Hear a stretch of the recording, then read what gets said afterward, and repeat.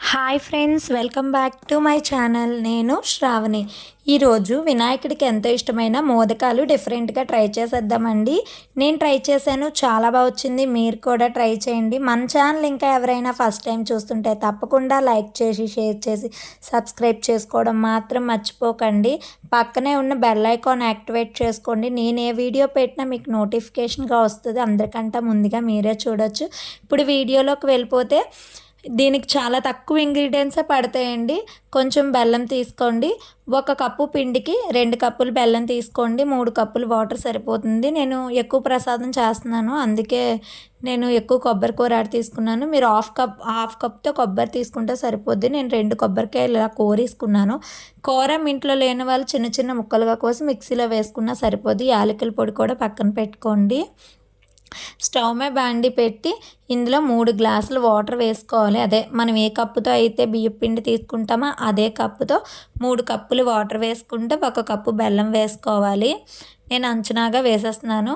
ముందు మీకోసమని కొంచెం చేసి చూపిస్తున్నాను అనమాట.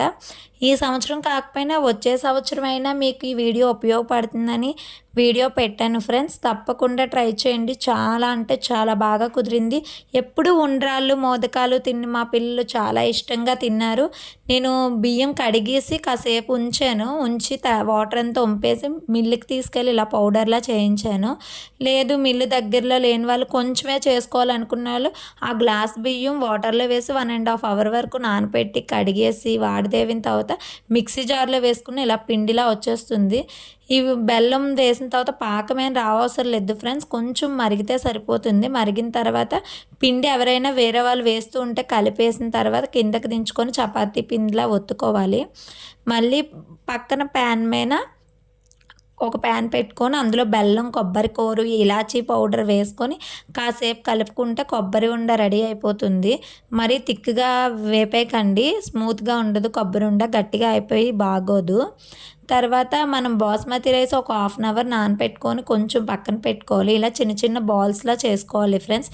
వీడియో లెంత్ ఎక్కువగా ఉంటుందని నేను ఫాస్ట్గా చెప్పేశాను. అర్థం కాకపోతే మళ్ళీ బ్యాక్ వెళ్ళి ఒక్కసారి చూడండి. తప్పకుండా ట్రై చేయండి. మనం ఇలా రౌండ్గా బాల్ చేసుకుంది ఇలా స్టఫ్ చేసి స్టఫింగ్ పెట్టి మళ్ళీ రౌండ్గా చేసి బాస్మతి రైస్ నానపెట్టుకున్నాం కదా ఫ్రెండ్స్, అందులో డిప్ చేయాలి. ఇలా డిప్ చేసిన తర్వాత ఇవి ఒక 1 అవర్ నానపెట్టినా పర్లేదు, ఎందుకంటే ఆయమైనా అవి ఉడికిపోవాలి కాబట్టి.